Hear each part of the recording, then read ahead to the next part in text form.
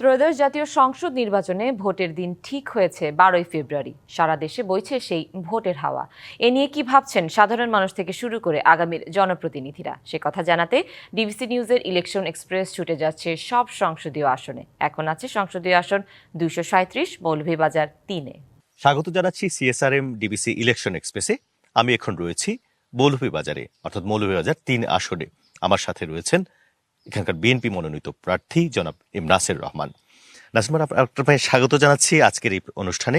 প্রথমে জানতে চাইব, একটা পর্যটন এবং প্রবাসী অধ্যুষিত এলাকা বলা হচ্ছে, অনেক সম্ভাবনাময় একটা জনপদ মৌলভীবাজার 3 আসন।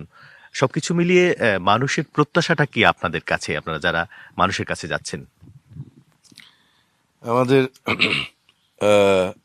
নির্বাচনী প্রচারণা আমরা তো এমনি অনানুষ্ঠানিকভাবে আমরা শুরু করেছি বেশ আগেই, ঘরোয়াভাবে। মানুষের প্রত্যাশা সবচেয়ে বেশি হলো যে এই 15-17 বছরে যে গ্রামীণ অবকাঠামোতে যে রাস্তাঘাটগুলি আমার মরহুম পিতা এবং আমি করে গেছিলাম সেই 2001-06 সালে, সেগুলির তো কোনো মেনটেনেন্স হয় নাই। ভেঙে চুরে রাস্তাগুলির খুবই করুণ দশা। সেই রাস্তাগুলির মেরামতটা সবচেয়ে প্রথম আশা। দ্বিতীয় আশা হলো যে আমাদের যে প্রত্যেক জেলাতেই আপনার জেলা হাসপাতাল আছে, কিন্তু ওগুলো অকার্যকর হাসপাতাল। ওগুলি খালি রেফারেল হাসপাতাল হিসেবে হচ্ছে। তো সেগুলিকে একটা পূর্ণাঙ্গ হাসপাতাল হিসেবে রূপান্তর করা যায় কিনা, প্রপার ডাক্তার নার্স এনে এবং বিভিন্ন স্পেশালিটি উইংস খুলে এবং একটু এক্সপ্যান্ড করে, সেটা হলো দ্বিতীয় প্রত্যাশা এখানে। তৃতীয় হলো এখানে যেহেতু একটা পর্যটন জেলা, আপনারা জানেন কক্সবাজারকে, বাংলাদেশে 2টা জেলা পর্যটন জেলা, কক্সবাজার এবং মৌলভীবাজার। কক্সবাজারকে গত সরকার একেবারে হাজার হাজার কোটি টাকা দিয়ে ভরিয়ে দিয়েছে, কিন্তু এখানে 1 কোটি টাকারও কোনো কিছু করে নাই। আমি নিজে ব্যক্তিগতভাবে নিয়েছিলাম যে এখানে আগে শমশেরনগর এয়ারপোর্টটা ছিল, ওটাকে চালু করা যায় কিনা, এটা এয়ারফোর্সের বেসের মধ্যে আর কি। সেরকম তো যশোরেও একই জিনিস, যশোরের আদলে ছোট একটা করা। তো ওনারা এটাকে 3টা এয়ারপোর্টের মধ্যে শমশেরনগরকে প্রায় আনছেন, কিন্তু এটা কার্যক্রম পরবর্তী গণতান্ত্রিক সরকার আসলে তাদের উপরে ছেড়ে দিয়েছেন। এছাড়াও আমি চেষ্টা করছি যে আমাদের এখানে শ্রীমঙ্গলে চা বাগান অধ্যুষিত জায়গায় সবচেয়ে বেশি ট্যুরিজম শ্রীমঙ্গলেই আসে। বাংলাদেশ রেলওয়ের 5টা ট্রেন আছে সিলেটের, কিন্তু সব সিলেট।